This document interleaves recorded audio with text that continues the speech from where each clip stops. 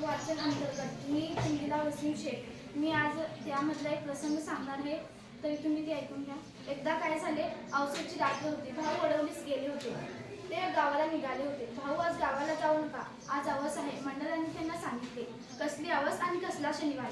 जे व्हायचे असेल तो होणार। प्रत्येक दिवस हा पवित्रच असतो, प्रत्येक दिवस हा देवाच्या घरातूनच आलेला असतो, असे म्हणून ते गावाला निघाले। थोडे दूर गेल्यानंतर त्यांना एक म्हातारी बाई भेटली। ती म्हणाली, भाऊ जाऊ नका, आज तुम्ही नाल्याजवळ गेल्यापर्यंतच अंधार होईल। भाऊ म्हणाले, अगं म्हातारी बाई, अंधार झाले तर काय, मी झपाझप जाईन आणि घरी जाऊन पोहोचेन। मग ते असं म्हणून ते रागात गेले। थोडं दूर गेल्यानंतर अंधार झालं। भाऊला वाटलं आणि ती म्हातारी बाई खरं म्हणली होती, आता अंधार झालं की। परंतु भाऊ भीत नव्हते, त्यांना भीती नावाची गोष्टच माहिती होती। मग थोडं 1-2 तास गेले, मग त्यांना 3 चोर भेटले।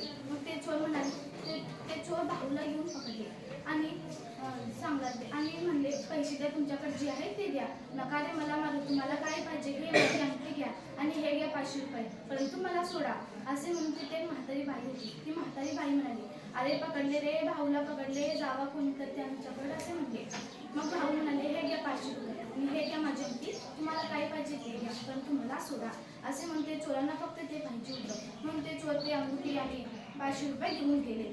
मग ते भाऊला वाटले की मोठे जे सांगतात ते सत्यच असते। ह्या प्रसंगातून आपल्याला हे शिकायला भेटते की मोठे माणसं सांगितलेलं कधी पण आपण नाकारू नये, ते जे सांगतात ते आपल्या चांगल्यासाठी सांगतात।